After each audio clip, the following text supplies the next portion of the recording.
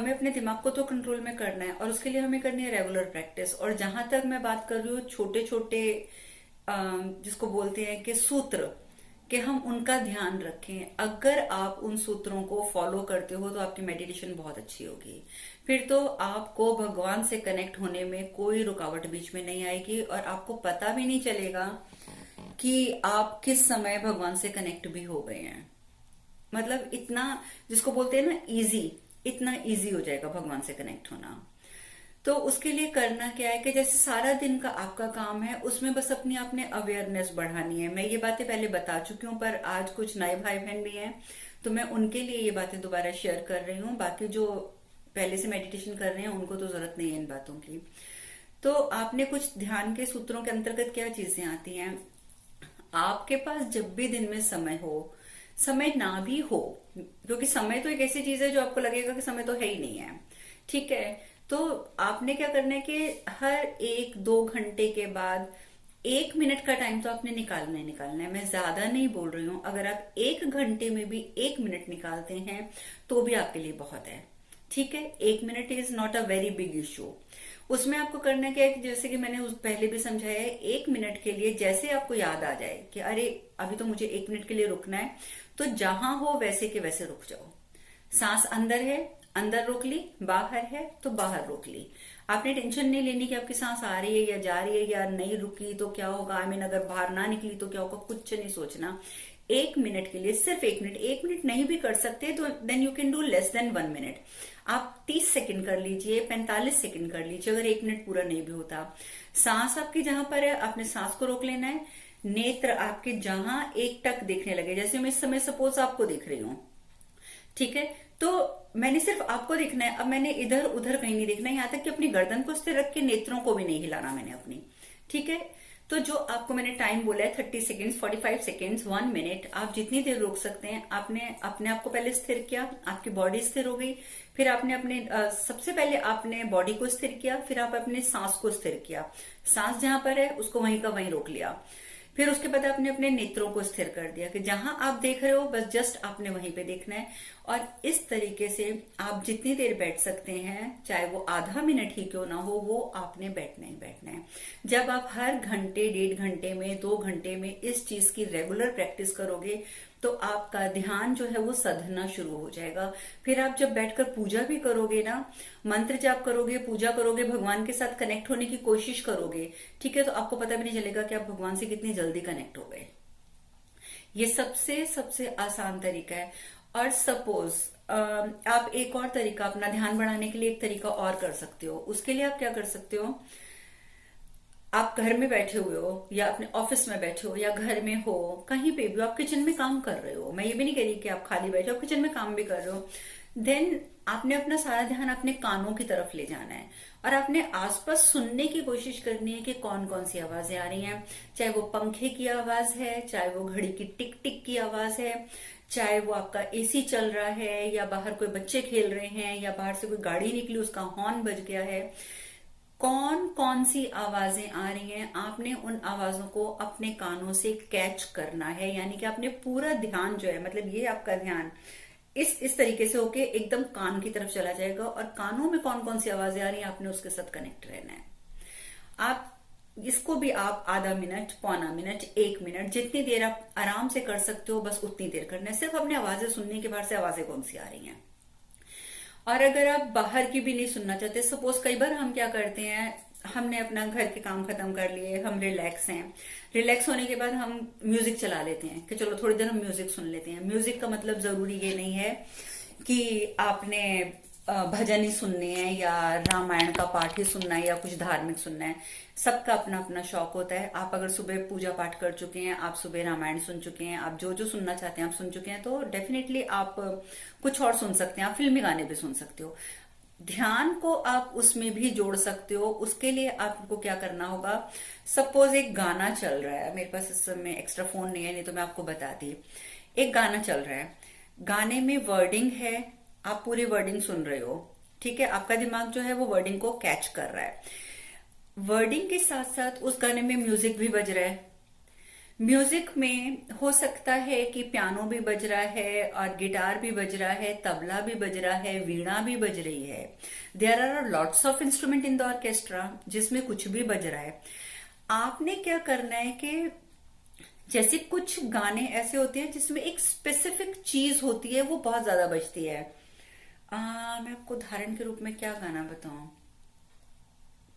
जैसे सपोज एक बहुत पुरानी पिक्चर का गाना है, आप लोगों ने सुना होगा, मांग के साथ तुम्हारा मैंने मांग लिया संसार, राइट। आई थिंक जो हमारी एज के लोग हैं उन्होंने तो डेफिनेटली सुना होगा।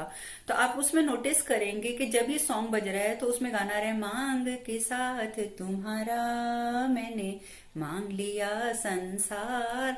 तो आप वर्डिंग की तरफ आपका ध्यान पूरा है, लेकिन आप अगर नोटिस करेंगे तो वो गाना घोड़े के ऊपर टांगे पे बैठ के गाया गया है।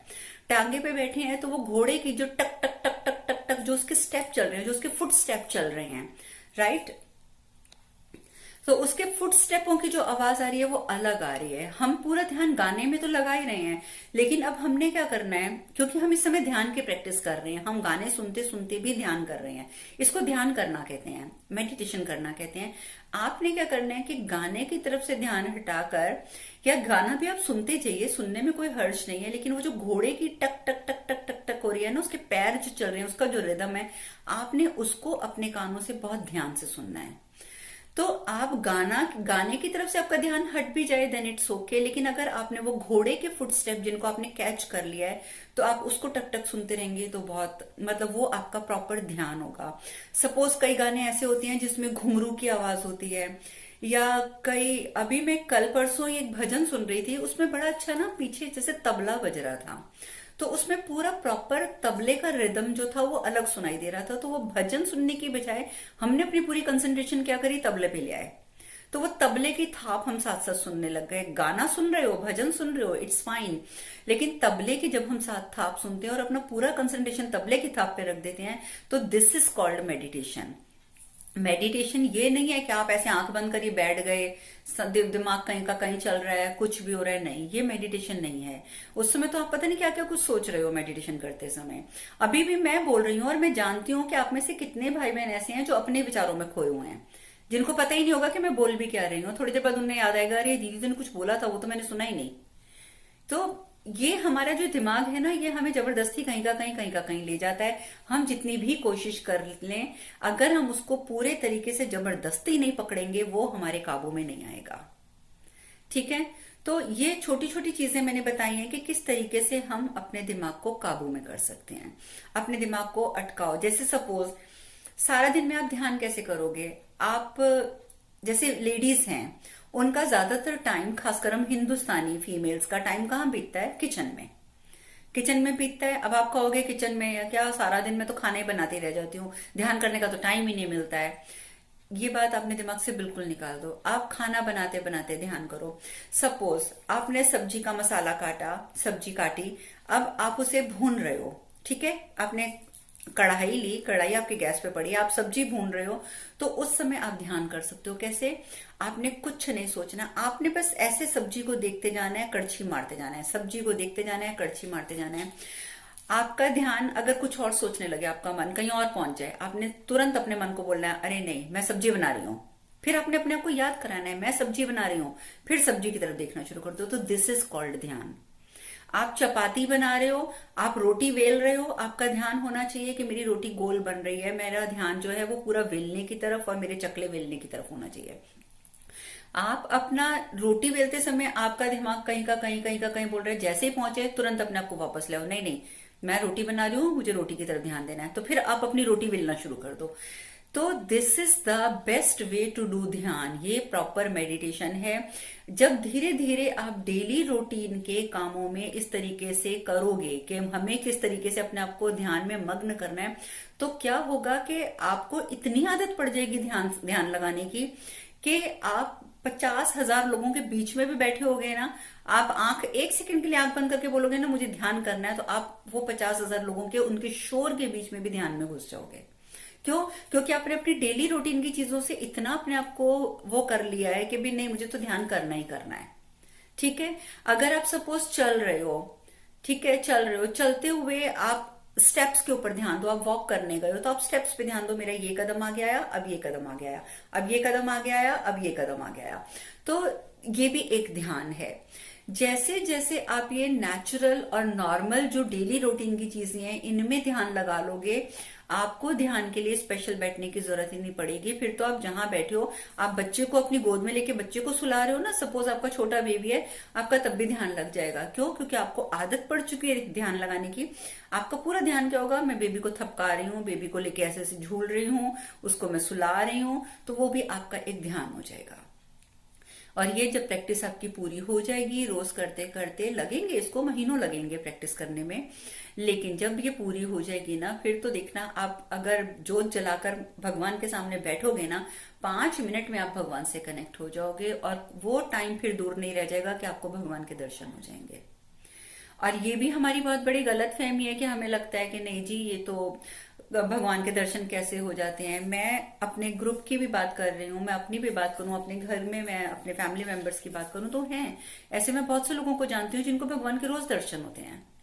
अब आप ये मत सोचोगे भगवान आपके सामने आएंगे और आके खड़े हो जाएंगे, भगवान ऐसे दर्शन नहीं देते हैं।